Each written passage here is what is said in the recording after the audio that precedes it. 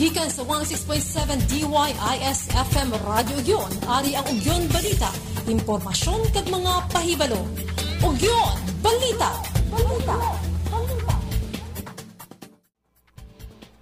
Maayong hapon sa tanan.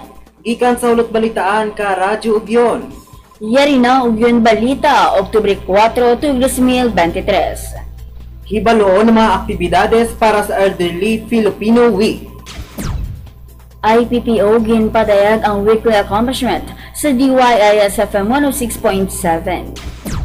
5 kadurugista dakop sa Pavia. PESA Job and Migrants Fair hiwaton sa Oktubre 23. Gobyerno managtag ka smuggled rice sa 3 ka probinsya sa Western Visayas.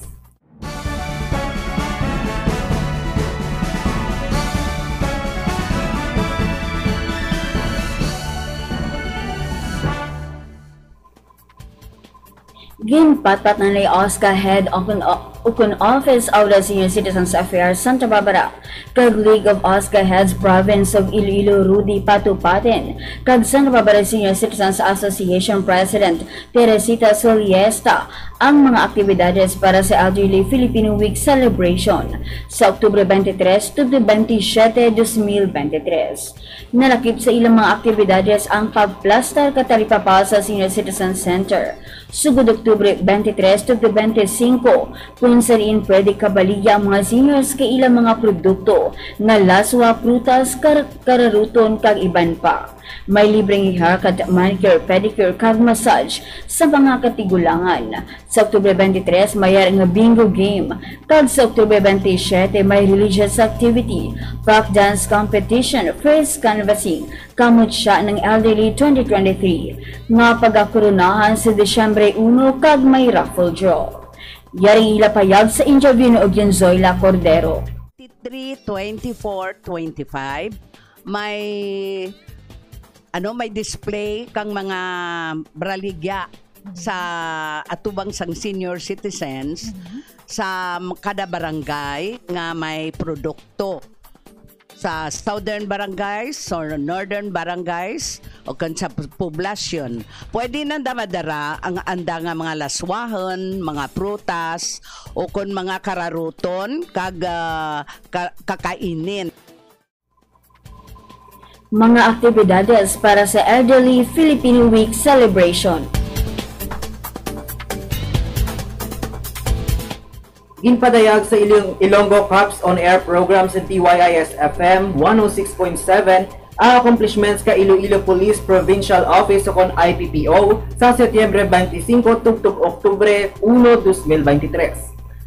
Pulo ang nadakpan nga wanted persons, 3 ang natigayon nga buy-bust operations, kag 6 diri ang naaresto. 3 ang nakumpiskar nga armas, naka-aresto ka 33 ka illegal gamblers, 6 ka illegal nga nagapangisda, kag naka-apprehend ka 9 ka naga-illegal quarry. IPPO ginpadayag ang weekly accomplishments sa DYIS FM 106.7.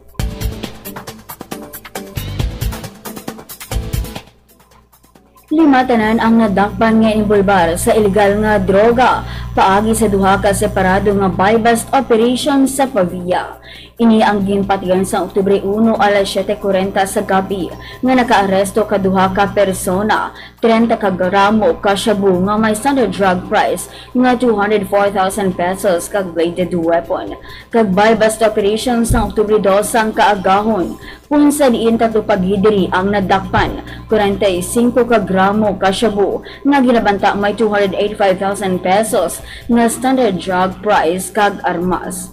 Pamatian pa ni Police Executive Master Sergeant Ruth Laudato ka Pavia Municipal Police Station sa interview ni Police Corporal Erwin Magarzo.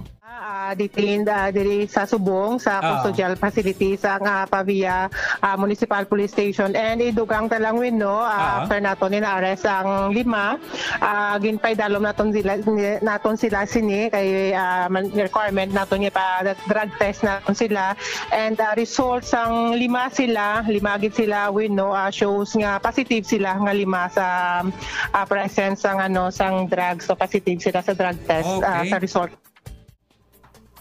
5 kadurugista dakop sa Pavia.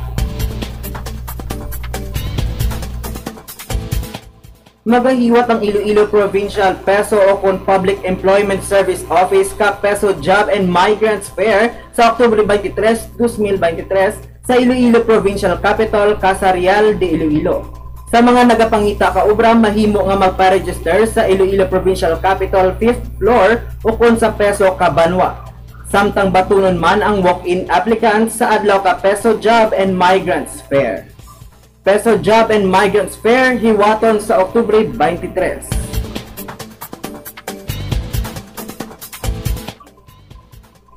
Managtag ang national government kana kumpiskal nga smuggled nga bugas sa tatlo ka probinsya sa Western Visayas sa Oktubre 6. Sa Department of Social Welfare and Development kung DSWD Region 6.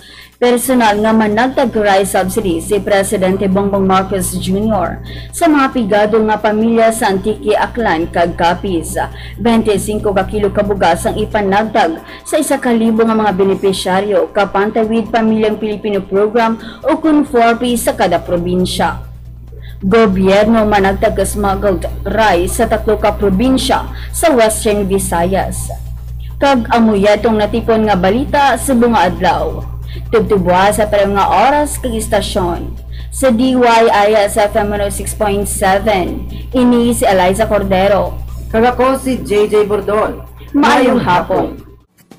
Inyo nabatian ang mga natipon nga balita, impormasyon kag mga pahibalo. Nagikan sa Ugyon News Center.